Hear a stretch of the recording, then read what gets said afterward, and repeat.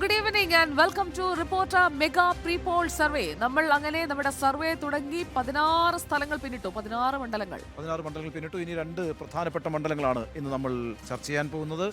രണ്ട് സ്ത്രീകൾ മത്സരരംഗത്തുണ്ടാകുന്ന, ഒരു സംസ്ഥാന മന്ത്രി മത്സരരംഗത്തുണ്ടാകുന്ന രണ്ട് മണ്ഡലങ്ങൾ. അതെ, ഏറ്റവും സുപ്രധാനമായ രണ്ട് മണ്ഡലങ്ങൾ. തെരഞ്ഞെടുപ്പിന് മുന്നോടിയായി ജനഹിതമറിഞ്ഞ് റിപ്പോർട്ട് നടത്തുന്ന പ്രീപോൾ സർവേ ഇന്ന് 17, 18 രണ്ട് മണ്ഡലങ്ങളിലേക്ക് കൂടി എത്തുകയാണ്. 16 മണ്ഡലങ്ങൾ പിന്നിടുമ്പോഴുള്ള സർവേ ഫലം വളരെ പെട്ടെന്ന് നോക്കിയാൽ സ്മൃതി മാഡം, UDF 12 ഇടത്ത്, LDF 4 ഇടത്ത്.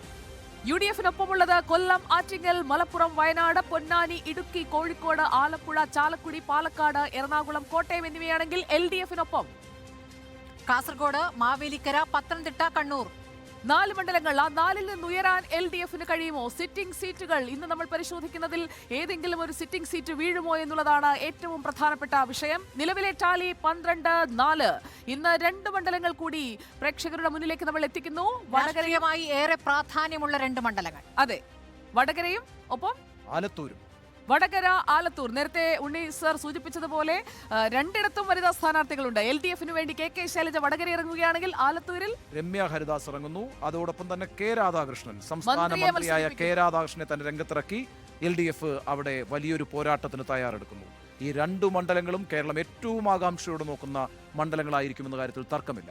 അതെ, കേരളത്തിന്റെ ഉള്ളറിഞ്ഞ് റിപ്പോർട്ടർ റിസർച്ച് ടീം നടത്തിയ സർവേയിലേക്ക് എല്ലാ പ്രിയപ്പെട്ട പ്രേക്ഷകർക്കും സ്വാഗതം. നമ്മൾ തുടങ്ങുന്നു reporter mega prepoll survey in Vadakara and Alathur.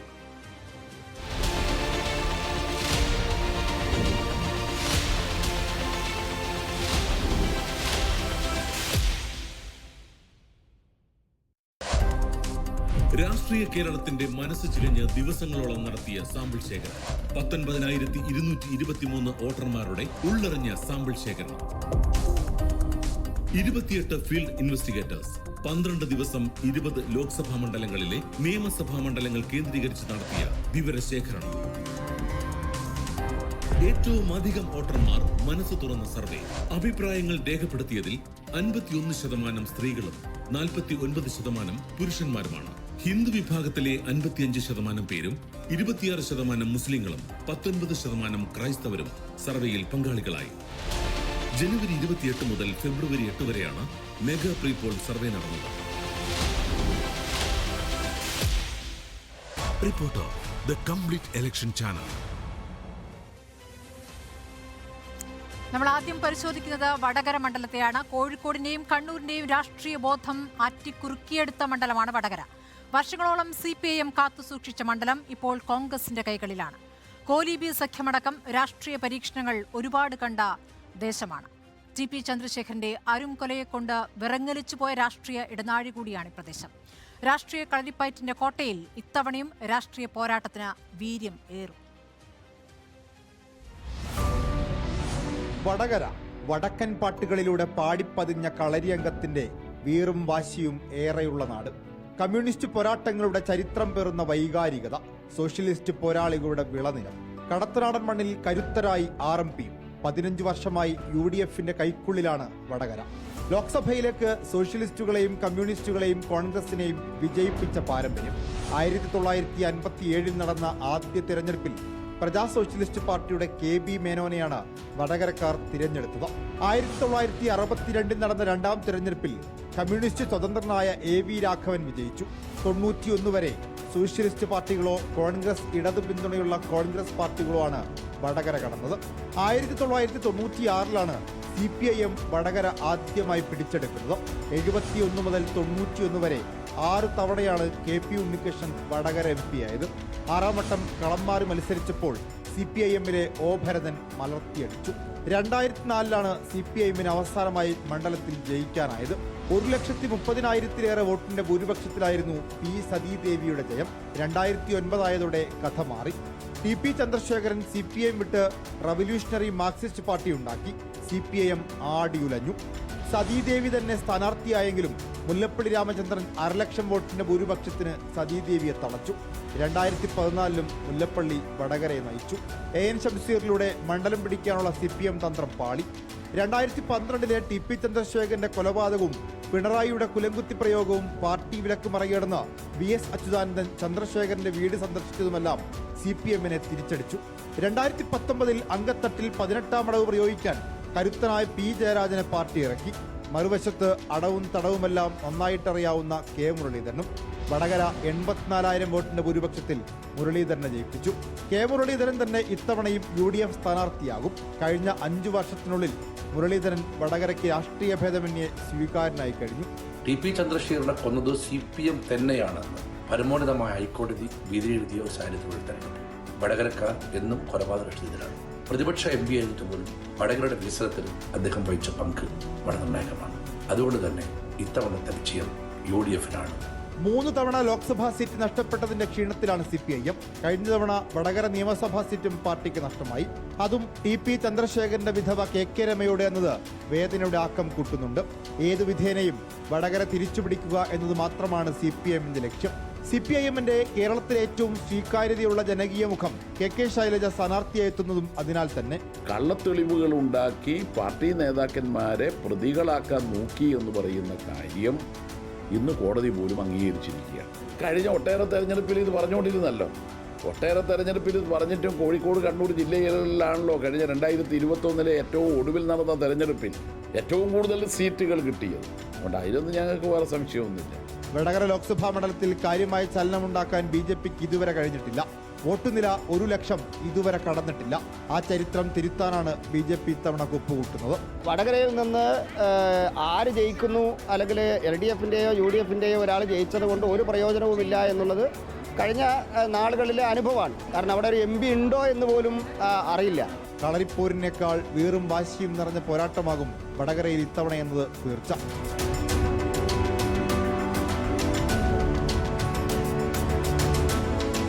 Election desk reporter. വടകരയുടെ ഭൂമിക അതിലേക്ക് KK ശൈലജ ലാൻഡ് ചെയ്യുന്നതിന് മുൻപ് TP ചന്ദ്രശേഖരൻ വധക്കേസിൽ ഹൈക്കോടതിയിൽ നിന്നുള്ള നിർണായകമായ വിധി വരുന്നതിന് മുൻപാണ് നമ്മൾ ഈ സാമ്പിൾ ശേഖരണം നടത്തിയത് എന്നുകൂടി നമുക്ക് പ്രേക്ഷകരിലേക്ക് പറഞ്ഞുകൊണ്ട് ഈ സർവേയിലേക്ക് കടക്കാം, അല്ലേ? അതെ, തീർച്ചയായിട്ടും വടകര വളരെ ശ്രദ്ധേയമായിരിക്കും പല കാരണങ്ങളാൽ ഈ തെരഞ്ഞെടുപ്പിൽ, അല്ലേ? കാരണം വെച്ചാൽ KK ശൈലജ അവിടെ തന്നെ മത്സരിക്കുമെന്ന് ഏറെക്കുറെ ഉറപ്പായി കഴിഞ്ഞു. ഒരു ഔപചാരിക പ്രഖ്യാപനം മാത്രമേ ഇനി ആവശ്യമായിട്ടുള്ളൂ. K മുരളീധരൻ തന്നെയായിരിക്കും അവിടെ കോൺഗ്രസിന്റെ സ്ഥാനാർത്ഥി എന്ന കാര്യത്തിലും ഇനി സംശയമില്ല. ആരാണ് BJPയുടെ സ്ഥാനാർത്ഥിയായി വരിക എന്ന് മാത്രമാണ് ഇനി അറിയാനുള്ളത്. ആ അർത്ഥത്തിൽ ഏതാണ്ട് 80% പിക്ചർ ക്ലിയർ ആയി കഴിഞ്ഞിരിക്കുന്നു. പക്ഷെ ഒരു കാര്യമുണ്ട്, തീരുമാനമാകുന്നതിന് മുൻപാണെങ്കിൽ പോലും KK ശൈലജയുടെ പേര് വടകര അല്ലെങ്കിൽ കണ്ണൂർ എന്ന് പറഞ്ഞ് വളരെ സജീവമായി നിൽക്കുന്ന ഒരു സമയമാണ്. K മുരളീധരൻ തന്നെ അവിടെ മത്സരിക്കുമെന്ന് ഉറപ്പായിട്ടുമുണ്ട്. അപ്പോൾ ആ അർത്ഥത്തിൽ ഈ പറയുന്ന സർവേ ഫലം വലിയ മാറ്റങ്ങൾ സംഭവിക്കാൻ ഇടയില്ലാത്തൊരു ഫലം തന്നെയായിരിക്കും. പക്ഷേ TP വധം പക്ഷേ എല്ലാ സമയവും 2012 മുതൽ ഇങ്ങോട്ടേക്ക് TP അവിടെ ഒരു വികാരമാണ്. അതാ ശിലാഫലകത്തിൽ കുത്തിവെച്ചിരിക്കുന്നത് പോലെ മറഞ്ഞിരിക്കുന്നുണ്ടവൻ വീണ്ടും ഉയർക്കുവാൻ. ഈ തെരഞ്ഞെടുപ്പിലും സജീവ വിഷയമായി TP മാറുമോ എന്നുള്ള ആ ഒരു ആകാംക്ഷ നിലനിൽക്കുന്നുണ്ട് രാഷ്ട്രീയ കേരളത്തിന്റെ ഓരോ മുക്കിലും മൂലയിലും. വടകരയിലേക്ക് നമ്മൾ പോകുമ്പോൾ വടകര ലോക്സഭാ മണ്ഡലത്തിന്റെ 2014 മുതലുള്ള വോട്ട് ചിത്രം എങ്ങനെയാണെന്ന് പരിശോധിക്കാൻ റിപ്പോർട്ടർ വോട്ടോഗ്രാഫിലേക്ക് നമ്മൾ ആദ്യം പോകുന്നു.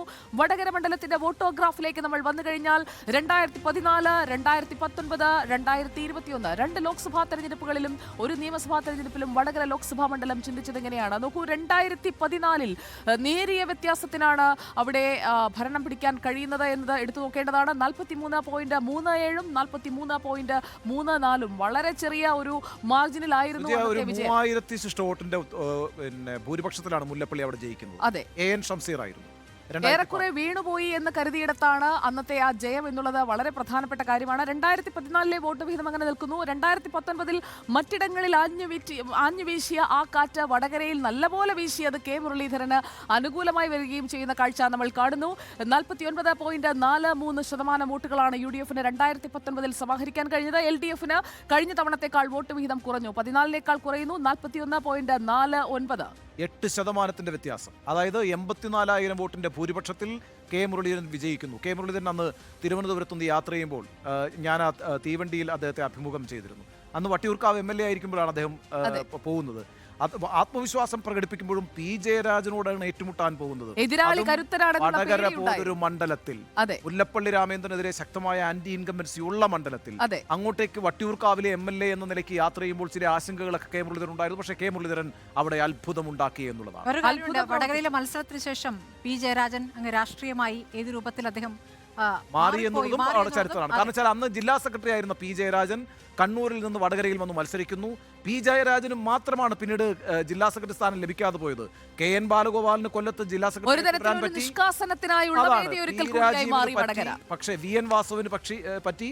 പക്ഷേ പി ജയരാജൻ പിന്നീട് കണ്ണൂരിലെ ജില്ലാ സെക്രട്ടറി സ്ഥാനത്തേക്ക് മടങ്ങിയെത്തിയില്ല. അതെ, 2021 നോക്കൂ. 2021 LDF അവരുടെ വോട്ട് വിഹിതം വളർത്തുന്നത് മറ്റിടങ്ങളിൽ സംഭവിച്ചതുപോലെ തന്നെ 2021 എന്ന് പറയുന്നത്, അല്ലെങ്കിൽ ആ തെരഞ്ഞെടുപ്പ് എന്ന് പറയുന്നത് LDFന്റെ തെരഞ്ഞെടുപ്പായിരുന്നു. ഒരു തുടർ ഭരണത്തിലേക്ക് പോകുന്നത് വലിയൊരു മാൻഡേറ്റോട് കൂടിയാണ്. അതിന്റെ ഒരു പ്രതിഫലനം വടകരയിലും പ്രതിഫലിച്ചു. 48.80 എന്ന വോട്ട് ശതമാനത്തിലേക്ക് 41 നിന്ന് LDFന് ഉയർന്നു വരാൻ കഴിയുന്നു. UDF ആകട്ടെ 49.43 നിന്ന് 42.02 ചുരുങ്ങുകയും ചെയ്തു. എല്ലായിടങ്ങളിലും സംഭവിച്ച ആ തകർച്ച UDFന് 2021 വടകര ലോക്സഭാ മണ്ഡലത്തിൽ ഉൾപ്പെടുന്ന നിയമസഭാ മണ്ഡലങ്ങളിലും സംഭവിച്ചു. NDAയുടെ കാര്യം നോക്കൂ. NDAയ്ക്ക് കാര്യമായ വളർച്ചയോ അല്ലെങ്കിൽ വ്യത്യാസമോ ഒന്നുമില്ല. ഒരു നേർരേഖയായി പോകുന്ന ഒരു മണ്ഡലമാണ് വടകര എന്ന് പറയേണ്ടിയിരിക്കുന്നു. 7.95, 7.52, 7.38, 7% മുകളിലുള്ള ഒരു കേഡർ വോട്ട്, അത് അവരുടെ ഒരു സ്റ്റേബിൾ വോട്ട് വിഹിതമായി നമുക്ക് കണക്കാക്കിക്കൊണ്ട് ഇപ്പോഴത്തെ ഒരു സാധ്യതയിൽ 2024 എന്ന് പറയുമ്പോൾ ശബരിമല പോലൊരു വിഷയമില്ല, ഒരു വിഷയത്തിൽ മാത്രം ഊന്നിക്കൊണ്ടുള്ള ഒരു പ്രചാരണമില്ല, രാഹുൽ ഗാന്ധി പ്രധാനമന്ത്രിയാകുമെന്നുള്ള അഡ്വാൻറ്റേജ് പറയാനുള്ള കാരണങ്ങൾ അവിടെ നിൽക്കുന്നില്ല. അപ്പോൾ അങ്ങനെയുള്ള വ്യത്യസ്തമായ ഒരു രാഷ്ട്രീയ കാലാവസ്ഥയാണ് ഇക്കുറി എന്ന് അനുമാനിച്ചുകൊണ്ട് നമുക്ക് ചോദ്യങ്ങളിലേക്ക് പോയാലോ? അതെ, പക്ഷേ നമുക്കൊരു കാര്യം കൂടി ഒന്ന് പരിശോധിക്കണം. 2021 നിയമസഭാ തെരഞ്ഞെടുപ്പിൽ ആകെയുള്ള 7 മണ്ഡലങ്ങളിൽ 6 മണ്ഡലങ്ങളും LDFന്റെ കയ്യിലാണ്. ഒരേ ഒരു മണ്ഡലം വടകര മാത്രമാണ് UDFന്റെ കയ്യിലുള്ളത്. അത് KK രമയാണ്, TP ചന്ദ്രശേഖരന്റെ വിധവയാണ്. അതൊഴിച്ചാൽ ബാക്കി 6 മണ്ഡലങ്ങളും LDF പോയി, വടകര മാത്രം. അതെ. അപ്പോൾ 1-6 അങ്ങനെ നിൽക്കുന്ന ഒരു നിയമസഭാ വോട്ട് ചിത്രം നമ്മുടെ മുന്നിലുണ്ട്. അപ്പോൾ ഈ വോട്ട് ഗ്രാഫ് നൽകുന്ന സൂചന നിലവിൽ മണ്ഡലത്തിൽ പ്രകടമായ സ്വാധീനം LDFനുണ്ട്. അത് ഈ ലോക്സഭാ തെരഞ്ഞെടുപ്പിൽ KK ശൈലജയെ തുണയ്ക്കുമോ എന്നതാണ് അറിയേണ്ട പ്രധാനപ്പെട്ട ചോദ്യം. ഒരു കാര്യം കൂടി ഒന്ന് പറഞ്ഞേക്കാം. KK ശൈലജ MLA ആയി വിജയിച്ച കൂത്തുപറമ്പ് മണ്ഡലവും ഈ വടകര കോൺസ്റ്റിറ്റ്യുവൻസിയുടെ ഭാഗമാണ്. പിന്നീടാണ് മട്ടന്നൂരിലേക്ക് പോകുന്നത്. അതിനു മുമ്പ് കഴിഞ്ഞ 2014 ശൈലജയുടെ മണ്ഡലം എന്ന് പറയുന്നത്, ക്ഷമിക്കണം, 2016 KK ശൈലജയുടെ മണ്ഡലം കൂത്തുപറമ്പാണ്. അവിടെ നിന്നാണ് ആരോഗ്യമന്ത്രിയായി ജയിച്ചിട്ടുള്ളത്. അത് കഴിഞ്ഞിട്ടാണ് മട്ടന്നൂരിലേക്ക് വരുന്നത്. അതേപോലെ തന്നെ കണ്ണൂരിലെ CPMന്റെ കോട്ട എന്ന് തന്നെ നമുക്ക് പറയാവുന്ന തലശ്ശേരി മണ്ഡലം, ഇപ്പോൾ AN ഷംസീർ പ്രതിനിധീകരിക്കുന്ന, നേരത്തെ കോടിയേരി ബാലകൃഷ്ണൻ പ്രതിനിധീകരിച്ചിരുന്ന തലശ്ശേരി മണ്ഡലവും ഈ ലോക്സഭാ മണ്ഡലത്തിന്റെ ഭാഗമാണ്. അതായത് കണ്ണൂരിൽ നിന്നുള്ള 2 മണ്ഡലങ്ങൾ, തലശ്ശേരിയും കൂത്തുപറമ്പും വടകര ലോക്സഭാ മണ്ഡലത്തിന്റെ ഭാഗമാണ്. പറഞ്ഞാൽ പാർട്ടി വോട്ടുകൾ കൂട്ടത്തോടെ പോൾ ചെയ്താൽ KK ശൈലജയ്ക്ക് നിഷ്പ്രയാസം ജയിച്ച് കയറാനുള്ള സാധ്യതയുള്ള മണ്ഡലമാണ് വടകര. പക്ഷേ K മുരളീധരൻ അവിടെ എത്രത്തോളം ആഴത്തിൽ വേരൂന്നിയിട്ടുണ്ട് എന്നതിലേക്കാണ് നമ്മൾ ഓരോ ചോദ്യങ്ങളിലായി പ്രേക്ഷകരെ കൊണ്ടുപോകുന്നത്. ആദ്യത്തെ ചോദ്യത്തിലേക്ക്. ക്വസ്റ്റ്യൻ നമ്പർ 1, വടകര ലോക്സഭാ കോൺസ്റ്റിറ്റ്യുവൻസിയിലെ MPയെ, അതായത് K മുരളീധരനെ വടകരക്കാർക്ക് അറിയാമോ എന്നതാണ് ആദ്യ ചോദ്യമായി ഞങ്ങളുടെ ഇൻവെസ്റ്റിഗേറ്റേഴ്സ് അവിടെയുള്ള വോട്ടർമാരോട് ചോദിച്ചത്. അതിനുള്ള ഉത്തരം നോക്കൂ. അറിയാത്തവരായി ആരുമില്ല എന്നുള്ളതാണ്. 98.1% പേർക്ക് MP അറിയാമെന്ന് പറയുമ്പോൾ എല്ലാവർക്കും അറിയാം. K മുരളീധരൻ അങ്ങനെയാണ്. K മുരളീധരൻ വട്ടിയൂർക്കാവിലും ഈ കോൺസ്റ്റിറ്റ്യുവൻസിയെ നഴ്സ് ചെയ്യുന്നതിനകത്ത് മുരളീധരൻ ഒരു വലിയ പ്രഗത്ഭനാണ്. വടകരയിൽ MP എന്നുള്ള നിലയ്ക്ക് അദ്ദേഹത്തിൻ്റെ സാന്നിധ്യം നിറഞ്ഞു നിൽക്കുന്നു. വട്ടിയൂർക്കാവിൽ MLA ആയിരിക്കുമ്പോൾ അദ്ദേഹത്തിൻ്റെ സാന്നിധ്യം അവിടുത്തെ നിറഞ്ഞു നിന്നിരുന്നു. ആ മണ്ഡലത്തിന് പുറത്തേക്ക് പോയി മറ്റു പരിപാടികളിൽ മുരളീധരൻ വളരെ കുറച്ചാണ് പങ്കെടുക്കുക. അപ്പോൾ ആ അർത്ഥത്തിൽ K മുരളീധരന് നല്ല റിസൾട്ടാണ് വന്നിരിക്കുന്നത്. എല്ലാവർക്കും അറിയാവുന്ന MP ആണ് K മുരളീധരൻ. ഇനി അറിയേണ്ടത് എങ്ങനെയുണ്ട് MP എന്നുള്ളതാണ്. ആദ്യത്തെ ചോദ്യത്തിൽ നിന്ന് കുറച്ചുകൂടി ക്ലാരിറ്റി കിട്ടട്ടെ. അതെ, പെർഫോമൻസ് മികച്ചതായിരുന്നു. കഴിഞ്ഞ 5 വർഷക്കാലം K മുരളീധരൻ വടകരയ്ക്ക് വേണ്ടി ചെയ്തു കൊടുത്തതൊക്കെ വടകരക്കാർ കണ്ടോ, അറിഞ്ഞോ? ആ രീതിയിലുള്ള ഒരു വിലയിരുത്തൽ അവർ നടത്തുന്നുണ്ടോ? ഉത്തരങ്ങളിലേക്ക് വന്നാൽ MPയുടെ പ്രവർത്തനം എങ്ങനെയുണ്ട് എന്ന ചോദ്യത്തിന് കൃത്യമായ ഒരു ഉത്തരം, രാഷ്ട്രീയമായ ഒരു ഉത്തരം വരുന്നു. വളരെ മികച്ചത് എന്ന് അഭിപ്രായപ്പെടുന്നവർ 9.4% പേർ, മികച്ചതെന്ന് 18, അതായത് 27.4% പേർക്കാണ് MPയെ കുറിച്ച് നല്ല അഭിപ്രായം. അതേസമയം മോശമെന്ന് പറയുന്നവർ 10.4%, വളരെ മോശമെന്ന് പറയുന്നവർ 19.4%. 29.8% ആളുകൾക്ക് മോശമാണെന്നുള്ള അഭിപ്രായമുള്ളപ്പോൾ 27.4% ആളുകൾ നല്ലതെന്ന് പറയുന്നത് മുരളീധരന് നല്ല സൂചനയല്ല അല്ല, 2.4% വ്യത്യാസമുണ്ട്. ആ വ്യത്യാസം എന്ന് പറയുന്നത് സാധാരണഗതിയിൽ കെ മുരളീധരന് സംഭവിക്കാൻ പാടില്ലാത്തതാണ്. ഇവിടെ പക്ഷേ 27.4% ആളുകൾ മാത്രമാണ് അദ്ദേഹം മികച്ച പ്രവർത്തനം കാഴ്ചവെക്കുന്നത് എന്ന് പറയുന്നു. സ്മൃതി സൂചിപ്പിച്ചതുപോലെ 2% വ്യത്യാസമുള്ളത് ഒരു വറീസം ഫാക്ടറാണ്. ഇനിയുള്ള ചോദ്യങ്ങളിൽ അത് കുറച്ചുകൂടി ക്ലാരിറ്റിയോടെ നമ്മുടെ മുന്നിലേക്ക് എത്തും. ക്വസ്റ്റ്യൻ നമ്പർ 3, ഏതൊക്കെ വിഷയങ്ങളാണ് മണ്ഡലത്തിൽ ചർച്ചയായ വോട്ട് വിഷയങ്ങൾ? വോട്ട് രേഖപ്പെടുത്തുമ്പോൾ വടകരക്കാർ കണക്കിലാക്കിയത് ഏത് വിഷയമാണ്? സ്ഥാനാർത്ഥിയുടെ വ്യക്തിത്വമാണോ? പതിവ് പോലെ ഏറ്റവും പ്രധാനപ്പെട്ട വിഷയമായി ആളുകൾ കാണുന്നത് വികസന പ്രവർത്തനം തന്നെയാണ്. 41.3%. 41.3% ആളുകൾ വികസന പ്രവർത്തനത്തെ പ്രധാനപ്പെട്ട കാര്യമായി കാണുന്നുണ്ടെങ്കിൽ മുരളീധരൻ വിഷമിക്കണം. കാരണം 29.8% ആളുകൾ, ഓൾമോസ്റ്റ് 30% ആളുകൾ അദ്ദേഹത്തിന്റെ പ്രവർത്തനത്തിൽ തൃപ്തരല്ല എന്നുകൂടി കാണണം. അത് രണ്ടും കൂടി വെച്ച് നോക്കുമ്പോൾ മുരളീധരന് അത്ര ഗുണകരമായ റിസൾട്ട് അല്ല. ആദ്യത്തെ 3 സ്ഥാനാർത്ഥിയുടെ വ്യക്തിത്വം നോക്കുന്നത് 26% പേര്. അത് വളരെ പ്രധാനമാണ്. മുന്നോട്ട് വരുമ്പോൾ അത് വളരെ പ്രധാനമാകും. അതായത് സ്ഥാനാർത്ഥിയുടെ വ്യക്തിത്വം എന്ന് പറയുമ്പോൾ നോക്കൂ, ഇവിടെ ആരൊക്കെ തമ്മിലാണ് പോരാട്ടം? കെ ശൈലജ, കെ മുരളീധരൻ, രണ്ടുപേരും രാഷ്ട്രീയ മെറിറ്റ് കൊണ്ട് കിടപിടിക്കുന്നവരാണ്. ഏറ്റവും മികച്ച ഒരു രാഷ്ട്രീയ പോരാട്ടം നടക്കുന്ന മണ്ഡലമായി വടകര മാറുന്നതും അതുകൊണ്ടാണ്. വിലക്കയറ്റം പ്രധാന വിഷയമാണ്. 18.2%. 18.2% വിലക്കയറ്റം അത് ഒരു ആന്റി ഇൻകംബൻസി തന്നെയാണ്. 4% ആളുകൾ അഴിമതിയെയും പ്രധാനമായിട്ട് കാണുന്നുണ്ട്. അപ്പം കഴിഞ്ഞ 16 മണ്ഡലങ്ങളിൽ നമ്മൾ ചർച്ച ചെയ്ത ഒരു വിഷയത്തിന് ഇവിടെ 0% അത് പ്രധാനമാണ്. അയോധ്യ ക്ഷേത്ര നിർമ്മാണം. അത് വടകരയുടെ ഒരു രാഷ്ട്രീയ മനസ്സാണ്. നേരത്തെ സുജയ സൂചിപ്പിച്ച ആ കണക്ക് വളരെ പ്രധാനമാണ്. BJP ഗ്രോത്ത് കാണിക്കാത്ത, ഒരുപക്ഷെ നമ്മളിപ്പോൾ കടന്നു വന്ന 16 മണ്ഡലങ്ങളിൽ എല്ലായിടത്തും ഒരു ഗ്രോത്ത് കാണിക്കുന്നുണ്ട്. പക്ഷെ വടകരയിൽ ശരാശരി 7% തളം കെട്ടി വടകര എന്ന് പറയുന്നത് നമ്മൾ ഒരു ചാനൽ ഭാഷയിൽ പറയുകയാണെങ്കിൽ അതൊരു ഡെഡ് സ്ലോട്ടായി മാറുന്നു. അതെ, അങ്ങനെ വരുമ്പോൾ BJPയെ സംബന്ധിച്ചിടത്തോളം പ്രതീക്ഷയ്ക്ക് വക നൽകുന്ന ഒരു മണ്ഡലമല്ല, ഒട്ടും തന്നെ ഗ്രോത്ത് കാണിക്കാത്തൊരു മണ്ഡലമാണ്. അവിടെ സ്വാഭാവികമാണ്. പിന്നെ എന്തുകൊണ്ട് ONGM രക്തസാക്ഷികളുടെ മണ്ണാണ് വടകരയുടെ മനസ്സെന്ന് പറഞ്ഞു കഴിഞ്ഞാൽ അതൊരു ഇടതുപക്ഷ മനസ്സാണ്. നിശ്ചയമായും അവിടെ മുല്ലപ്പള്ളി വിജയിച്ചിട്ടുണ്ട്. അതിനു മുമ്പ് വിജയിച്ചവരൊക്കെ വളരെ പ്രഗത്ഭരാണ്. AK പ്രേമചത്തെ 2 തവണ വിജയിപ്പിച്ചിട്ടുണ്ട്. P സതീദേവിയെ വിജയിപ്പിച്ചിട്ടുണ്ട്. അതിനു മുമ്പ് പിന്നെ KP ഉണ്ണികൃഷ്ണന്റെ മണ്ഡലമായിരുന്നു. അങ്ങനെ വലിയ പാരമ്പര്യമുണ്ട്. മാറി മാറി ആളുകളെ തിരഞ്ഞെടുത്തിട്ടുണ്ട് എങ്കിലും അടിസ്ഥാനപരമായി അതിന് സോഷ്യലിസ്റ്റ് പാരമ്പര്യമുള്ള ഒരു മണ്ഡലമാണ്. മറ്റൊരു ഇതുവരെ കണ്ട മണ്ഡലങ്ങളിൽ നിന്ന് വ്യത്യസ്തമായി മറ്റൊരു കാര്യം കൂടിയുണ്ട്. ഒരു വനിതാ സ്ഥാനാർത്ഥി വരുമ്പോൾ ജയിച്ചു കയറുന്ന ഒരു ചരിത്രം കൂടിയുണ്ട് വടകര. അതാണ് ഞാൻ നേരത്തെ പറഞ്ഞല്ലോ. AK പ്രേമജവും ജയിച്ചിട്ടുണ്ട്, P സതീദേവിയും ജയിച്ചിട്ടുണ്ട്. P സതീദേവി എന്ന് പറയുന്നത് ഇന്നിപ്പോ വനിതാ കമ്മീഷൻ അധ്യക്ഷയാണ്. P ജയരാജന്റെ സഹോദരിയാണ്. പക്ഷേ P ജയരാജൻ ആ വിജയം ആവർത്തിക്കാൻ പ്രത്യേകതയുള്ളത് പാർട്ടി വോട്ടുകൾ പിടിക്കാനുള്ള ഒരു ശേഷി കൂടുതലുണ്ട്. പാർട്ടി വോട്ടുകൾ, അതായത് നേരത്തെ നഷ്ടപ്പെട്ട പാർട്ടി വോട്ടുകൾ ഒരുപക്ഷെ കൂടുതൽ പിടിക്കാനുള്ള ഒരു ശേഷി സാധ്യത അല്ലെ. P ജയരാജനെ പലപ്പോഴും TP ചന്ദ്രശേഖരൻ വധവുമായി ബന്ധപ്പെട്ടൊക്കെ ആരോപണങ്ങൾ കേട്ടിട്ടുള്ള നേതാവ് കൂടിയാണ് P ജയരാജൻ. KK ശൈലജയ്ക്ക് ആ പ്രശ്നമില്ല.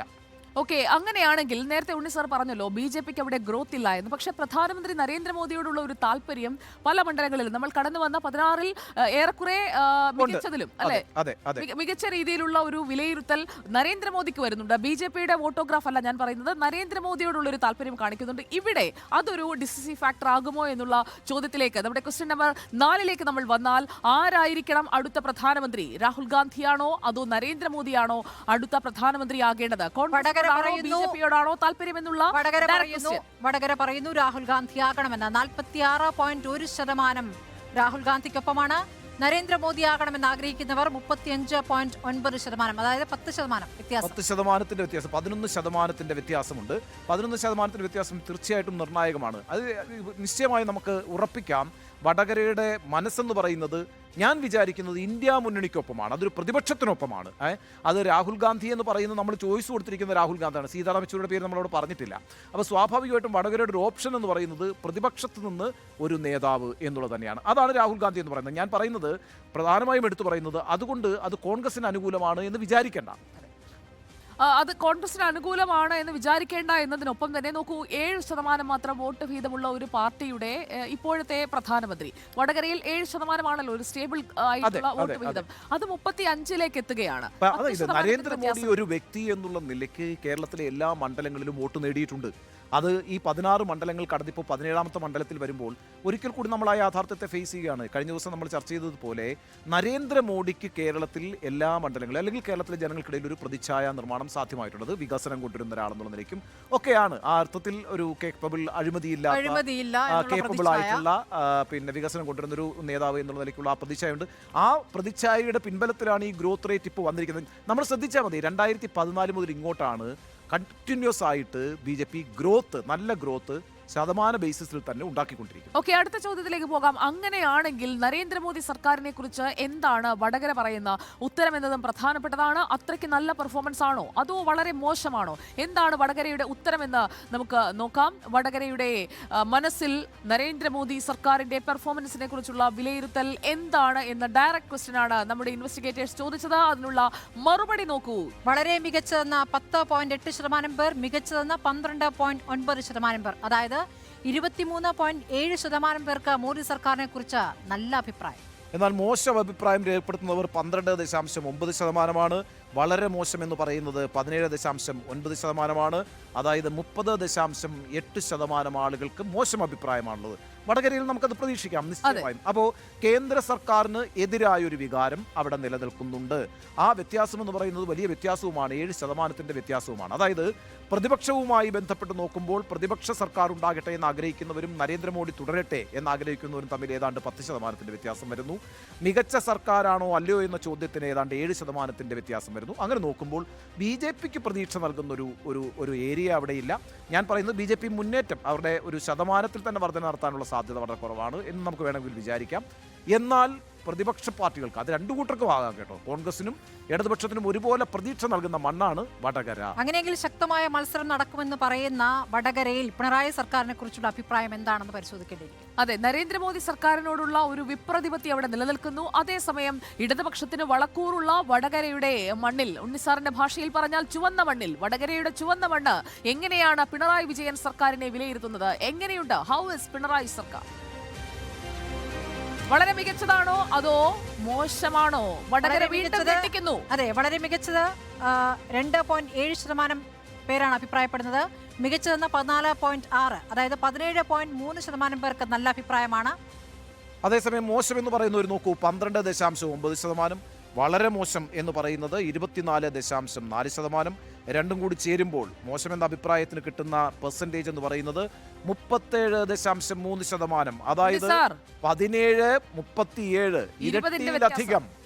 ഇരട്ടിയിലധികമാണ്. അതെ, 20% വ്യത്യാസം. 20% വ്യത്യാസം എന്ന് പറയുന്നത് സർക്കാർ വിരുദ്ധ തരംഗം വളരെ ശക്തമാണ്. അത് ആർക്കാണ് ഗുണകരമാകുക? സ്വാഭാവികമായും ഗുണകരമാകേണ്ടത് മുരളീധരനാണ്. ഇതുവരെയുള്ള നോട്ടത്തിൽ മുരളീധരന് ഗുണകരമാകുന്ന ആദ്യത്തെ ഘടകം വടകരയിൽ സർക്കാർ വിരുദ്ധ തരംഗം നിലനിൽക്കുന്നു.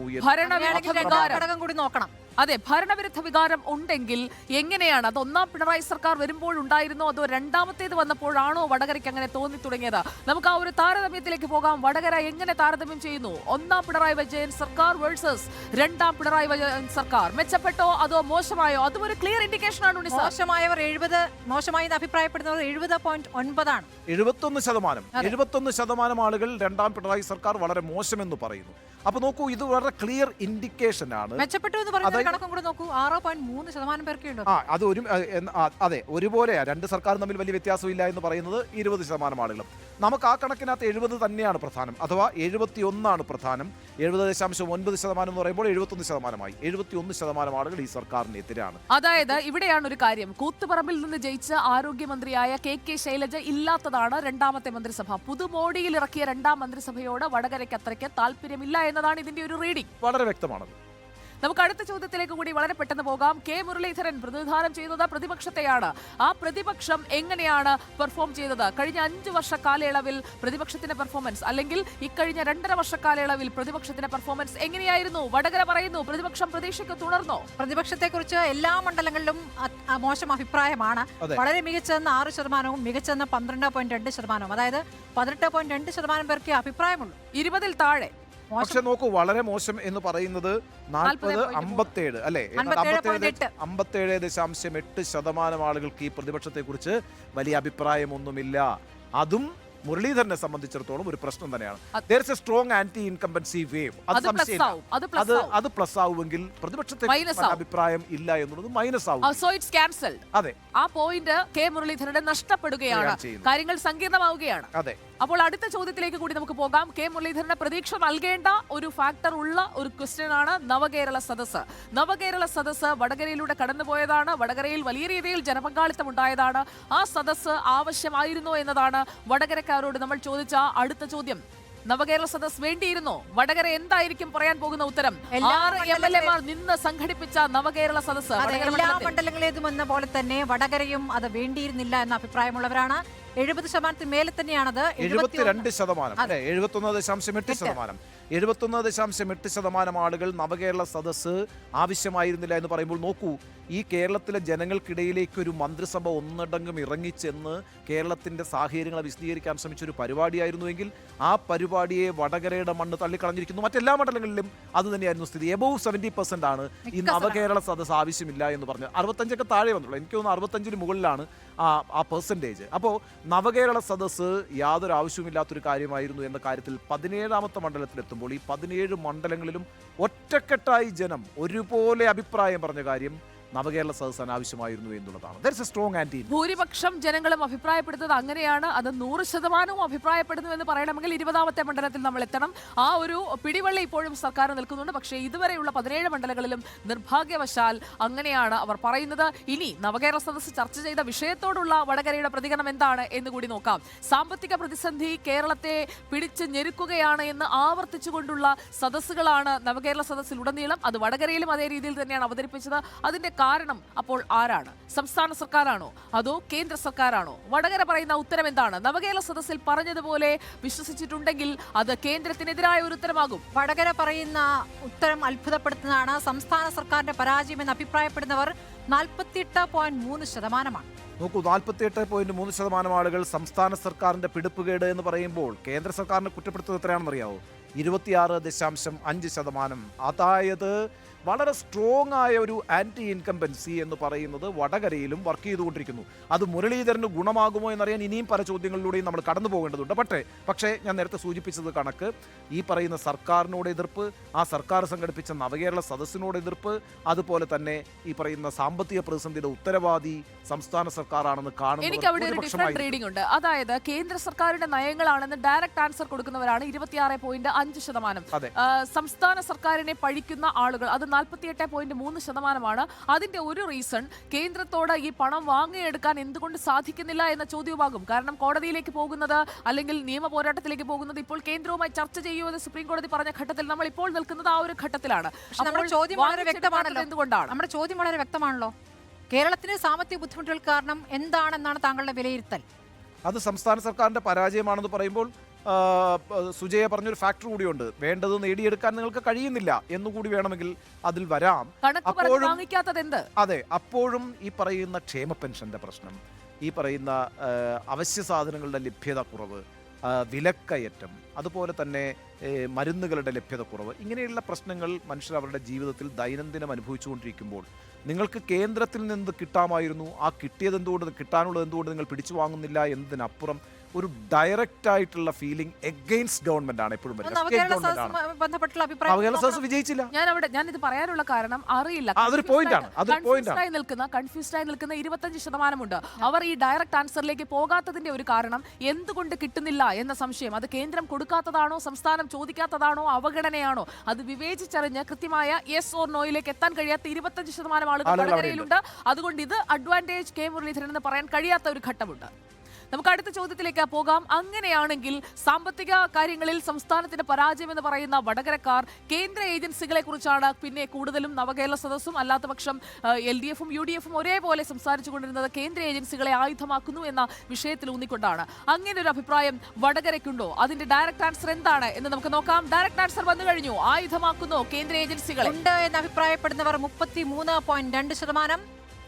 ഇല്ല എന്ന് പറയുന്നവർ 32.1%. ചെറിയ വ്യത്യാസമാണ്. 1.1% വ്യത്യാസമേ ഉള്ളൂ. പക്ഷേ അപ്പോഴും ഒരു എന്താ പറയുക, വെയിറ്റേജ് ഈ പറയുന്ന ED-യെയും CBI-യെയും ഒക്കെ ഉപയോഗിച്ചിട്ട് കേന്ദ്രത്തിലുള്ള ആളുകൾ കേന്ദ്ര സർക്കാർ പ്രതിപക്ഷത്തെ പീഡിപ്പിക്കുന്നു. അറിയില്ലാത്തവർ 34.7% ഉണ്ട്. അപ്പോഴും ഈ പറയുന്ന അഡ്വാൻറ്റേജ് ഗോസ് ടു അതുണ്ട് എന്ന് തന്നെ കരുതുന്ന ആളുകളാണ് അവിടെ ഭൂരിപക്ഷം എന്ന് നമുക്ക് കാണേണ്ടതുണ്ട്. ശരി,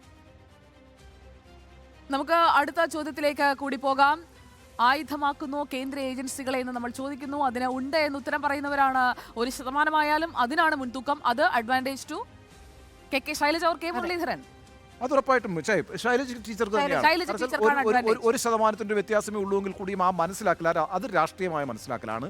ആ രാഷ്ട്രീയമായ മനസ്സിലാക്കൽ നിശ്ചയമായും ഗുണം ചെയ്യുക ഇടതുപക്ഷത്തിന് തന്നെയാണ്. ഓക്കെ, അടുത്ത ചോദ്യത്തിലേക്ക്, 12ാമത്തെ ചോദ്യത്തിലേക്ക്. ഇന്ത്യ മുന്നണിയുടെ രൂപീകരണം, ഇന്ത്യ മുന്നണി ശിഥിലമാകുന്നതൊക്കെ കണ്ട ഒരു കാലയളവിലാണ് ഈ സർവേ നടക്കുന്നത്. ഇപ്പോൾ ഇന്ത്യ മുന്നണി തിരിച്ചുവരവിന്റെ പാതയിലാണ്. എന്നാൽ നമ്മൾ ഈ സർവേ നടത്തുമ്പോൾ ഇന്ത്യ മുന്നണി ശിഥിലമായിക്കൊണ്ടിരിക്കുകയായിരുന്നു. നിതീഷ് കുമാർ അടക്കം വിട്ടുപോകുന്ന ഒരു സാഹചര്യമായിരുന്നു. ആ സാഹചര്യത്തിൽ നടത്തിയ സർവേയിൽ ഇന്ത്യ മുന്നണി ഇന്ത്യ പിടിക്കുമോ എന്ന ചോദ്യത്തിന് എന്താണ് വടകര നൽകുന്ന ഉത്തരം? മെച്ചപ്പെട്ട പ്രകടനം കാഴ്ചവെക്കാൻ കഴിയുമോ? നോക്കൂ, വലിയ നേട്ടമുണ്ടാക്കുമെന്ന 10.4% പേരും മെച്ചപ്പെട്ട പ്രകടനമെന്ന 31.0% പേരും അഭിപ്രായപ്പെടുമ്പോൾ 41.4% പേർക്ക് ഇന്ത്യ മുന്നണിയെക്കുറിച്ച് വലിയ പ്രതീക്ഷയാണ്. അതേസമയം 49% ആളുകൾ ഒരു മാറ്റവും ഉണ്ടാക്കില്ല എന്ന് പറയുന്നു. പക്ഷേ ഞാനിവിടെ വെയിറ്റേജ് കൊടുക്കുക ഈ മുന്നണിയിൽ പ്രതീക്ഷ അർപ്പിക്കുന്നവർക്ക് തന്നെയാണ്. കാരണം എന്താ വെച്ചാൽ ഒരു പ്രതിപക്ഷ ഐക്യം രൂപപ്പെട്ടു വരും, അതിനുള്ള രാഷ്ട്രീയ സാധ്യതയുണ്ട് എന്ന് മനസ്സിലാക്കുന്നത് ഞാൻ നേരത്തെ സൂചിപ്പിച്ച പോലെ തന്നെ ഒരു രാഷ്ട്രീയ ബോധ്യമാണ്. അത്തരത്തിലൊരു പ്രതിപക്ഷ ഐക്യനിര രൂപപ്പെട്ടു വരേണ്ടതുണ്ടെന്ന് ആഗ്രഹിക്കുന്നവർ 41% ഉണ്ട് എങ്കിൽ again that advantage goes to K Shailaja, യാതൊരു സംശയവും വേണ്ട. അല്ലെങ്കിൽ LDF വടകരയിൽ ആര് ജയിച്ചാലും ഇന്ത്യ ബ്ലോക്കിനാണ് നേട്ടം. ആണ്. അപ്പോൾ അവിടെ അങ്ങനെ ഒരു മുന്നണി ഇന്ത്യ ഭരിക്കട്ടെ എന്ന് ആലോചിക്കുന്നു. രാഹുൽ ഗാന്ധിയെ പ്രധാനമന്ത്രി സ്ഥാനാർത്ഥിയായിട്ട് നരേന്ദ്രമോദിക്ക് മുകളിൽ കാണുന്നു. കേന്ദ്ര സർക്കാരിൻ്റെ പ്രവർത്തനത്തെ മോശമായി കാണുന്നു. ഈ സാഹചര്യങ്ങളെല്ലാം കണക്കിലെടുക്കുമ്പോൾ ദാറ്റ് ഡെഫിനറ്റ്ലി ഗോസ് ഒരു എന്താ പറയുക ഒരു പ്രോ വേവ് ടു ശൈലജയാണ്, യാതൊരു സംശയവും. അതായത് TP കേസ് അതിന്റെ വിധി ഹൈക്കോടതിയിൽ നിന്ന് വന്നതിന് ശേഷമാണ് നമ്മൾ ഈ സർവേ നടത്തുന്ന അവസരത്തിൽ അത് ഉണ്ടായിരുന്നില്ലെങ്കിലും ഹൈക്കോടതിയിൽ നിന്ന് വന്ന വിധിയിൽ 2 CPIM-ന്റെ നേതാക്കൾ, പ്രാദേശിക നേതാക്കളാണെങ്കിലും അവർ കൂടി പ്രതിപട്ടികയിലേക്ക് വരുന്നു. ഇന്നലെ വളരെ നാടകീയമായി ജ്യോതിബാബു ആംബുലൻസിൽ കോടതിയിലേക്ക്, മാറാട് പ്രത്യേക കോടതിയിലേക്ക് എത്തുന്നു, സ്ട്രെച്ചറിൽ തിരികെ കൊണ്ടുപോകുന്നു. അതൊക്കെ നമ്മൾ കണ്ടതാണ്. ഒപ്പം പോകുന്ന നേതാക്കൾ തന്നെയാണ്. അതെ, ഒപ്പം പോകുന്നത് പ്രധാനപ്പെട്ട നേതാക്കൾ തന്നെയാണ്. അങ്ങനെ പാർട്ടി തന്നെ പിന്തുണ നൽകുന്ന ഒരു സാഹചര്യം അത് ദൃശ്യങ്ങളായി, പ്രത്യേകിച്ചും തെരഞ്ഞെടുപ്പ് കാലമാണ്. കെ രമ അടക്കമുള്ളവർ, N വേണു അടക്കമുള്ള ആളുകൾ അതൊക്കെ ആവർത്തിച്ച് പറഞ്ഞുകൊണ്ടിരിക്കുന്നത് കെ മുരളീധരന് ഒരു അഡ്വാൻറ്റേജ് കൊടുക്കില്ലേ? അല്ല, അതിന് സാധ്യതയുണ്ട്. പക്ഷേ ഈ പല ഘടകങ്ങളാണ് അവിടെ വർക്ക് ചെയ്യുക. ഇപ്പോൾ കെ ശൈലജ എന്ന് പറയുന്ന കാൻഡിഡേറ്റ് മാറ്റേഴ്സ്, യാതൊരു സംശയവും വേണ്ട. അത് ഈ പറയുന്ന എനിക്ക് തോന്നുന്നത് അവസാന ഘട്ടത്തിൽ നമുക്കത് വിശദീകരിക്കാം, എങ്ങനെയാണ് ഈ കാര്യങ്ങൾ വരിക എന്നുള്ളത്. ശൈലജയ്ക്ക് അനുകൂലമായിട്ടാണോ ആ വടകരയിലെ മനസ്സ് വോട്ടർമാർ ചിന്തിക്കുന്നത് എന്നുള്ളത് അടുത്ത രണ്ടാമത്തെ ചോദ്യത്തിലൂടെ നമുക്ക് വ്യക്തമാകും. 2 ചോദ്യങ്ങൾ കൂടിയേ ഉള്ളൂ, അതിനുശേഷം നമുക്ക് ഈ വിശകലനത്തിലേക്ക് വരാമെന്നാണ് ഞാൻ വിചാരിക്കുന്നത്. ഓക്കെ, ഉണ്ണിസാറിന് ചെറിയ ടെൻഷനുണ്ട്. കെ ശൈലജയോ കെ മുരളീധരനോ എന്ന ചോദ്യത്തിലേക്ക് നമ്മൾ അടുക്കുകയാണ്. അതിന് മുൻപ് കഴിഞ്ഞ 16 മണ്ഡലങ്ങളിലൂടെ നമ്മൾ കടന്നു പോകുമ്പോൾ അവിടെയൊക്കെ മുഖ്യമന്ത്രി സ്ഥാനത്തേക്ക് കേരളം ആഗ്രഹിക്കുന്നു. അതായത് ഇപ്പോൾ ഒരു തെരഞ്ഞെടുപ്പ് നടന്ന് അടുത്ത മുഖ്യമന്ത്രിയായി ആര് വരണമെന്ന് ചോദിക്കുമ്പോൾ പിണറായി വിജയനേക്കാൾ കൂടുതൽ പേർ തിരഞ്ഞെടുത്തത് കെ ശൈലജയാണ്. ആ ചോദ്യം കെ ശൈലജ മത്സരിക്കുന്ന വടകരയിൽ വന്ന് നമ്മൾ ചോദിക്കുകയാണ്. കെ ശൈലജ നേരത്തെ MLA ആയിരുന്ന മണ്ഡലമടക്കം ഉൾപ്പെടുന്ന വടകരയിലേക്ക് വന്ന് നമ്മൾ ചോദിക്കുമ്പോൾ അവിടെ അതിന് ഉത്തരം എന്തായിരിക്കും എന്നുള്ളതാണ്. ആരാകണം മുഖ്യമന്ത്രി എന്ന ചോദ്യത്തിന് വടകര കൊടുക്കുന്ന മറുപടി, കെ മുരളീധരൻ MP ആയിരിക്കുന്ന വടകര കൊടുക്കുന്ന മറുപടി വളരെ അത് കെ ശൈലജ തന്നെയാണ്. വലിയ ശതമാനമാണ്, 37.9%. ഇതുവരെ കണ്ടതിൽ കൂടുതലാണ്. അതല്ല, 40-ന് വേണ്ടി പോയിട്ടുണ്ട്. പിന്നെ കണ്ണൂരേക്ക് വന്ന് 40-ന് മുകളിലായിരുന്നു. കെ ശൈലജ 37.9%, അതായത് 38% ആളുകൾ ആഗ്രഹിക്കുന്നത് വടകര മണ്ഡലത്തിൽ കെ ശൈലജ മത്സരിക്കാനിരിക്കുന്ന വടകര മണ്ഡലത്തിൽ മുഖ്യമന്ത്രിയായി കാണുന്നത് കെ ശൈലജയാണ്. 38% ആളുകൾ. അതിന്റെ തൊട്ട് പിന്നിൽ വരുന്ന ആരാണ്? DD സതീശനാണ്. എത്ര ശതമാനമാണ്? 21.3. അതായത് ഈ ആലപ്പുഴക്കാർ പറയുന്ന കണക്ക് വള്ളപ്പാട് അകലെയാണ്, വള്ളപ്പാട് മുന്നിലാണ് കെ ശൈലജ ഫിനിഷ് ചെയ്തിരിക്കുന്നത്. 3-ാം സ്ഥാനത്താണ് അവിടെ പിണറായി വിജയൻ, ഏതാണ്ട് 13.8% മാത്രമേ ഉള്ളൂ. 4-ാം സ്ഥാനത്ത് തൊട്ടു പിന്നിൽ 11.1%വുമായി സുരേഷ് ഗോപിയുണ്ട്. അപ്പം ഇവിടെ ഒരു കാര്യം ഞാൻ പറയാം, കെ ശൈലജ 37.8%വുമായി കേരളത്തിന്റെ മുഖ്യമന്ത്രിയാകണമെന്ന് ആഗ്രഹിക്കുന്ന വിഭാഗം 38%. നോക്കൂ, സ്ഥാനാർത്ഥിയുടെ വ്യക്തിത്വം 26% ആളുകൾ പ്രധാനമായിട്ട് കണ്ടു. അതുകൊണ്ടാണ് ഞാൻ പറഞ്ഞത് ഇത് വളരെ പ്രാധാന്യത്തോടുകൂടി വരുമെന്ന്. 26% ആളുകൾക്ക് വടകരയിൽ സ്ഥാനാർത്ഥിയുടെ വ്യക്തിത്വം പ്രധാനമാണ് എങ്കിൽ അവിടെ കെ ശൈലജയാണ് കേരളത്തിന്റെ മുഖ്യമന്ത്രിയായി കാണാൻ 40%-നടുത്ത ആളുകൾ ആഗ്രഹിക്കുന്നതെങ്കിൽ ഒരു കാൻഡിഡേറ്റ് എന്നുള്ള നിലയ്ക്ക് പെർഫെക്റ്റ് ആണ് കെ ശൈലജ. നല്ല അന്തരീക്ഷമാണ് ശൈലജ ടീച്ചർക്കുള്ളത്. അങ്ങനെയാണെങ്കിൽ അതായത് പിണറായി വിജയന് തൊട്ടുമുന്നിൽ VD സതീശൻ നിൽക്കുന്നുണ്ട്. അത് കെ മുരളീധരനെ തുണയ്ക്കുമോ എന്നത് കൂടി അറിയണം. എൻ്റെ അവസാന പ്രതീക്ഷ അതിലാണ്. 2-ാം സ്ഥാനത്ത് വന്ന VD സതീശൻ, രാഹുൽ ഗാന്ധിയെ ഇഷ്ടപ്പെടുന്ന വടകര, ഒപ്പം ഇന്ത്യ മുന്നണിക്കൊപ്പം നിൽക്കുന്ന വടകര, അത് ഇത്തവണയും കെ മുരളീധരനെ തുണയ്ക്കുമോ എന്ന ചോദ്യം, അതോ കെ ശൈലജ ഈ ഒരു പേഴ്സണൽ പെർഫോമൻസ് കൊണ്ട് അതിനെ മറികടക്കുമോ എന്ന ചോദ്യത്തിന് ആകാംക്ഷയോടെ പ്രേക്ഷകരും കാത്തിരിക്കുകയാണ്. വടകരയുടെ കൃത്യമായ മറുപടി എന്താണെന്ന് നോക്കാം. വടകര ലോക്സഭാ മണ്ഡലത്തിൽ ജയസാധ്യത ഏത് പാർട്ടിക്കാണ് അല്ലെങ്കിൽ ഏത് മുന്നണിക്കാണ്? ഉത്തരങ്ങളിലേക്ക് വടകരയിൽ LDF ജയിക്കുമെന്നാണ് പറയുന്നത്. 45.2% പേർ ആ അഭിപ്രായം പറയുന്നു. UDF ആകട്ടെ 44.3, അതായത് 1% വ്യത്യാസം. 1% വ്യത്യാസമാണ്. നമ്മൾ നോക്കണം, ഫെബ്രുവരി 8 നമ്മൾ ഈ സർവേ അവസാനിപ്പിച്ചു. ആ സമയത്ത് അവിടെ കാൻഡിഡേറ്റ് ആരാണെന്ന് അറിയത്തില്ല. നിശ്ചയമായും KK ശൈലജയുടെ പേര് പറഞ്ഞു കേൾക്കുന്നുണ്ട്. നമുക്കറിയാമല്ലോ, K മുരളീധരൻ അവിടെ ഒരു ടവറിംഗ് പേഴ്സണാലിറ്റി തന്നെയാണ്, ഒരു സംശയവും വേണ്ട. കേരളത്തിലെ ഏത് മണ്ഡലത്തിലും K മുരളീധരൻ ഒരു വലിയ സ്ഥാനാർത്ഥി തന്നെയാണ്, അത്ര ചെറിയ സ്ഥാനാർത്ഥിയല്ല K മുരളീധരൻ. അപ്പോൾ K മുരളീധരൻ ആ കോൺസ്റ്റിറ്റ്യുവൻസിയിൽ നിറഞ്ഞു നിന്നിട്ടുമുണ്ട്. പല അഭിപ്രായ വ്യത്യാസങ്ങളുണ്ടെങ്കിൽ പോലും മുരളീധരൻ കരുത്തനായ സ്ഥാനാർത്ഥിയാണ്. അത് അദ്ദേഹം 2019 തെരഞ്ഞെടുപ്പിൽ തെളിയിക്കുകയും ചെയ്തിട്ടുണ്ട്. അപ്പോൾ അവിടെ KK ശൈലജ വരുമ്പോൾ KK ശൈലജ അല്ലെങ്കിൽ LDFും UDFും തമ്മിലുള്ള വ്യത്യാസം 1% ആയിരിക്കുന്നു. ഇനി നമുക്കത് കണ്ടറിയാനിരിക്കുന്ന കാര്യങ്ങളാണ്. KK ശൈലജ എന്ന കാൻഡിഡേറ്റിന് എങ്ങനെയാണ് മാറ്റങ്ങൾ ഉണ്ടാക്കാൻ പോകുന്നത്. ഞാനൊരു കാര്യം പറയാം. ഇപ്പോൾ കഴിഞ്ഞ തവണത്തെ റിസൾട്ട് നോക്കൂ. 2019 40.81% UDFിൻ്റെ മാർജിൻ എന്ന് പറയുന്നത് കിട്ടിയിരിക്കുന്നത്. മാർജിനല്ല, കിട്ടിയിരിക്കുന്നത് 49.81%. നമ്മളിപ്പോൾ പറയുന്നത് 44.3% എന്നാണ്. അതായത് 5% വോട്ട് കുറയാൻ പോവുകയാണ് UDFിന്. അതാണ്, താഴത്തേക്കാണ്, ഡിപ്പ് ചെയ്യുന്നു. അതേസമയമോ LDF വർദ്ധിപ്പിക്കുകയാണ്, വോട്ട് ബാങ്ക് വർദ്ധിപ്പിക്കുകയാണ്. 41.81% കഴിഞ്ഞ പ്രാവശ്യം, 41.81.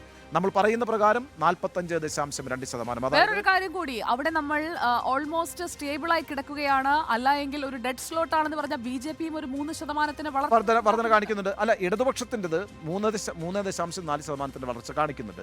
അപ്പോൾ UDF തളരുന്നു എന്നുള്ളതാണ്. 5% താഴത്തേക്ക്. അതിന്റെ നേട്ടം ഉണ്ടാക്കും. അതേസമയം ഈ പറയുന്ന LDF ഏതാണ്ട് ഒരു 3.5% വളർച്ച കാണിക്കുന്നു. ഒപ്പം നേരത്തെ സുജയ സൂചിപ്പിച്ചതുപോലെ ആദ്യമായി 10% മുകളിലേക്ക് BJPയുടെ വോട്ടെത്താൻ പോകുന്നു. അവർ 3% വളർച്ച കാണിക്കുന്നു. ഇതാണൊരു പിക്ചർ. അപ്പോഴും KK ശൈലജ എന്ന വനിതയ്ക്ക് ഇത്രയും മുഖ്യമന്ത്രിയാകണമെന്ന് ആഗ്രഹിക്കുന്നവരുടെ ശതമാന കണക്ക് വളരെ ഉയർന്നാണല്ലോ. അതെ, 40%. അതെ, 2019 P ജയരാജനെതിരെ മുരളീധരനെ സഹായിച്ച ഏറ്റവും പ്രധാനപ്പെട്ട ഘടകം അവിടുത്തെ മുസ്ലിം ലീഗിന്റെയും ജമാഅത്തിന്റെയും ഒക്കെ വോട്ടുകളാണ്. ആ വോട്ടുകൾ ഇപ്പോൾ എങ്ങനെ പ്രതികരിച്ചിരിക്കുന്നു എന്നൊരു സംശയം കൂടി ഇതിൽ വരുന്നു. അത് മാത്രവുമല്ല, നോക്കൂ, ഇപ്പോൾ KK ശൈലജ എന്ന് പറയുന്ന കാൻഡിഡേറ്റ്, ഞാൻ നേരത്തെ പറഞ്ഞല്ലോ, തലശ്ശേരിയും കൂത്തുപറമ്പും കൂടി കണ്ണൂരിലെ 2 മണ്ഡലം കൂടി ഉണ്ട്. അത് നേരത്തെയും ഉണ്ട്. P ജയരാജന്റെ പ്രശ്നം, P ജയരാജൻ അവിടെ TP വധുവുമായി ബന്ധപ്പെട്ട ആരോപണം നേരിട്ടിട്ടുള്ള ഒരാളെന്നുള്ള നിലയ്ക്ക് P ജയരാജനോടുള്ള ഒരു വികാരം, ഒരു നെഗറ്റീവായ വികാരം അവിടെ CPM-നുള്ളിൽ തന്നെ ഉണ്ട്. ആ ഒരു വികാരം KK ശൈലജയോട് ഉണ്ടാകില്ല. അതാണ് ഇവിടുത്തെ ഒരു പ്രധാനപ്പെട്ട അഡ്വാൻറ്റേജ് ആയിട്ട് ഞാൻ കാണുന്നത്.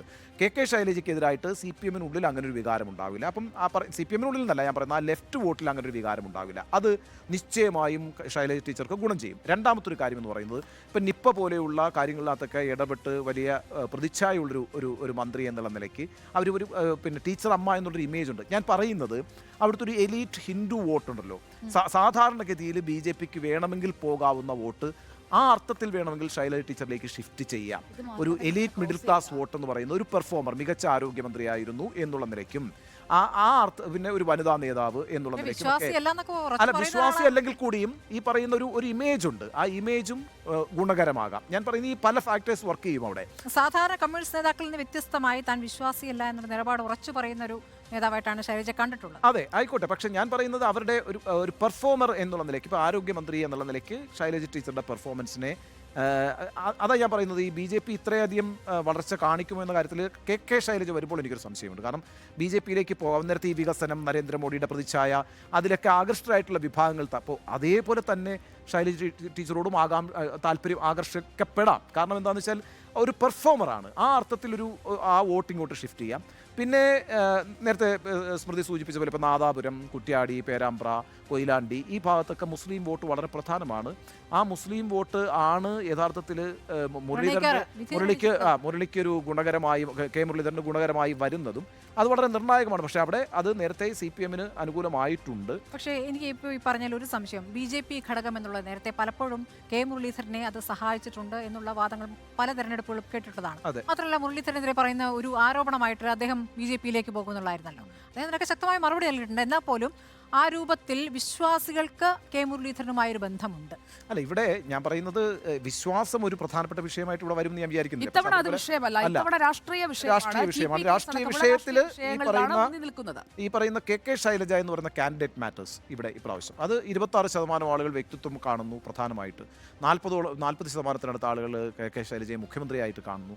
K Shailaja as health minister നല്ല പെർഫോമർ ആയിരുന്നു. അത് തൊട്ടടുത്തുള്ള ജില്ലയിലാണല്ലോ അവർ ഏറ്റവും നന്നായിട്ട് ആ ഭാഗത്തുകൂടി ചേർന്നിട്ടുള്ള ആ പ്രദേശമാണല്ലോ അവിടെ ഒരു പെർഫോമറായിട്ട് കാണുന്നു. അപ്പോൾ ടീച്ചർ അമ്മ എന്ന് പറഞ്ഞൊരു ഇമേജ് ഉണ്ട്. അപ്പോൾ അവർ ഒരു എലീറ്റ് മിഡിൽ ക്ലാസിന്റെ കൂടി വോട്ടിംഗ് മാത്രമല്ല പാർട്ടിയിൽ കുറച്ച് പിന്നിൽ നിർത്തിയിരിക്കുകയാണ്, കുറച്ചുകൂടി മുന്നോട്ട് വരേണ്ട നേതാവാണ് എന്നൊരു വികാരം പൊതുവെയുണ്ട്. പിന്നെ പി ജയരാജനെതിരായിട്ടൊരു വികാരം പാർട്ടി അണികൾക്കിടയിൽ ഉണ്ടായിരുന്നെങ്കിൽ ആ വികാരം ശൈലജ ടീച്ചർക്കെതിരെ ഇല്ല. അവിടെ അതുണ്ടാവില്ലല്ലോ സ്വാഭാവികമായിട്ടും. ഇനിയിപ്പോൾ അറിയേണ്ടത് സമസ്തയടക്കമുള്ള സംഘടനകൾ അത് പൂർണ്ണമായും ആ വോട്ടുകൾ കോൺഗ്രസിലേക്ക് പോൾ ചെയ്യപ്പെടുമോ? കെ മുരളീധരൻ ലീഗ് 3-ാം സീറ്റ് ചോദിക്കുമ്പോഴേക്കും 3 എത്ര കൊടുത്താലും കുഴപ്പമില്ല എന്ന് പറഞ്ഞുകൊണ്ട് എത്ര കൊടുത്താലും കുഴപ്പമില്ല എന്ന് പറയുന്ന ഏക കോൺഗ്രസ് നേതാവാണ് കെ മുരളീധരൻ. പക്ഷേ കെ മുരളീധരൻ പറയുന്നത് പോലെ ഒരു നിലപാട് കോൺഗ്രസ് എത്തുന്നില്ല എന്നതും വളരെ പ്രധാനപ്പെട്ട കാര്യമാണ്. അപ്പോൾ നമുക്ക് വി എസ് രഞ്ജിത്തിലേക്ക് പോകാം. വി എസ് രഞ്ജിത്ത് തയ്യാറാണ്. V S Ranjith, welcome to reporter pre poll survey.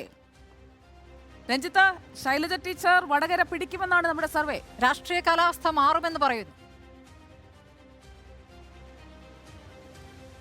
ഈ ശൈലജ ടീച്ചർക്ക് ഒരുപാട് അനുകൂല ഘടകങ്ങളുണ്ട് കേട്ടോ. ഈ കടത്തനാടൻ മണ്ണിലേക്ക് ഒരു ഉണ്ണിയാർച്ചയായി ശൈലജ ടീച്ചർ വരാനുള്ള സാധ്യതകളുണ്ട്. പ്രത്യേകിച്ച് ഈ കഴിഞ്ഞ തവണ ടി.പി. ചന്ദ്രശേഖരൻ വധക്കേസും അരിയിൽ ഷുക്കൂറിന്റെ വധക്കേസും ഒക്കെ വലിയ തോതിൽ പി ജയരാജനെതിരായിരുന്നു. പ്രത്യേകിച്ച് അരിയിൽ ഷുക്കൂർ വധക്കേസ് പി ജയരാജനെതിരെ മുസ്ലിം സമുദായത്തിൽ വലിയ ഒരു ഇളക്കമുണ്ടാക്കിയ ഒരു കേസാണ്. അതുപോലത്തെ ടി.പി. ചന്ദ്രശേഖരൻ വധക്കേസ് വടകരയുടെ സ്ത്രീ മനസ്സുകളിൽ വലിയ ഇളക്കമുണ്ടാക്കിയിട്ടുണ്ട്. ഇത് രണ്ടും ശൈലജ ടീച്ചർക്ക് എതിരല്ല. കാരണം ഇതൊരു പിണറായി ഫാക്ടറാണ്. പിണറായി വിജയനെതിരാണ് ഈ രണ്ട് ഫാക്ടറും, അല്ലെങ്കിൽ പി ജയരാജനെതിരാണ്.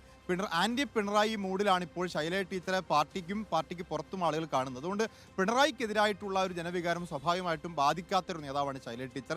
അതുപോലെ തന്നെ ശൈലജ ടീച്ചർക്ക് ഇപ്പോൾ ഒരു വിക്ടിം മുഖമുണ്ട്, പാർട്ടിയിൽ ഒതുക്കപ്പെട്ടൊരു നേതാവ് എന്നൊരു മുഖമുണ്ട്. അപ്പോൾ അവരെ ഉയർത്തിക്കൊണ്ടുവരണം എന്നൊരു ജനസാമാന്യത്തിൻ്റെ ഒരു ഫീലിംഗ് ഉണ്ട്.